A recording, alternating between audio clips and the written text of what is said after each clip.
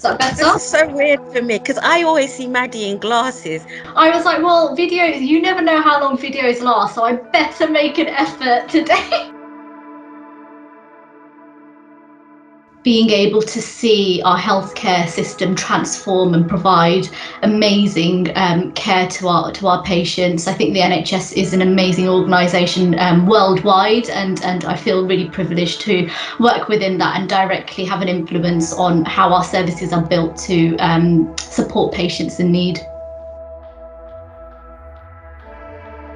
I have a role within the BAME staff network for NHS E&I, and the staff network is a safe space for sort of BAME individuals to come together, as well as allies, to actively vocalise some of the experiences that they're going through within the organisation. We have direct work where we are sort of linked in nationally to influence policy steer based on what our members are saying on the ground around their experiences, but also we have a role in region to make sure some of these actions are taken forward, not on a national level, but also sort of on a local level as well. So we're almost like a conduit between what staff experiences are and directly being able to shape and mould that into policy steer, really.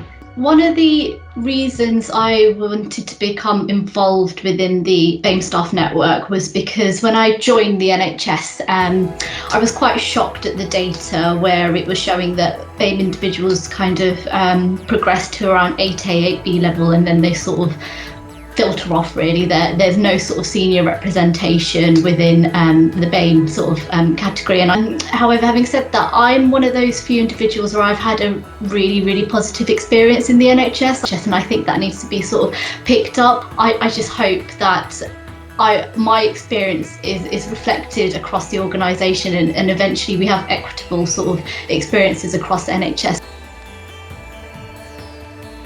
Some key issues for NHS E&I staff that always filter through is around hindrance on career progression. So, you know, being able to be interviewed for a job is not the issue here. There's something that happens during the interview which unfortunately means ethnic minority individuals are not able to progress to obtain the job. And you know, when asked for feedback, people don't get feedback that they can actually actively use. It's almost like, oh, you weren't right for the job. Then there's other experiences where, you know, colleagues have unfortunately been stopped by line managers going on developmental courses and saying that, you know, their day job is absolutely needed and they won't be able to be supported to progress within their career. I think it's really important that we reflect our diversity of the nation within the workforce we recruit to. So yeah, whilst my experience within the NHS has been positive, I've not had that same experience from other organisations. So I hope we can build on that.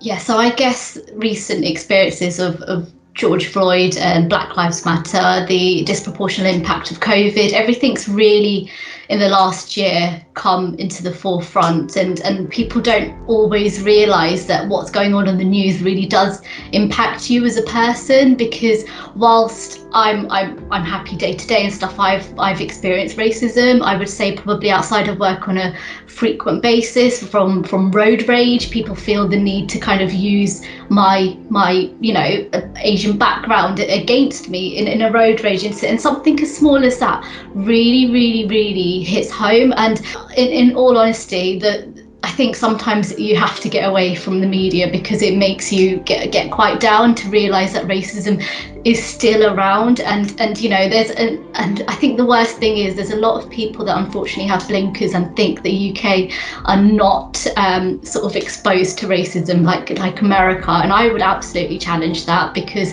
you speak to anybody of colour and I think they will have at least one experience of racism that they've gone through, and they'll be able to tell you how much that's impacted them. What I think we need to get away from is external NHS, internal NHS. We just need to be NHS, and our leadership needs to come from that stance to say, you know, we will need to tackle this as an organisation. There needs to be specific steers from the top, but also stuff that filters down. I think we need to make it known that racism is everybody's priority. It isn't something that someone gets involved in because they're in a leadership role. It isn't something that someone gets involved with because of their lived experience.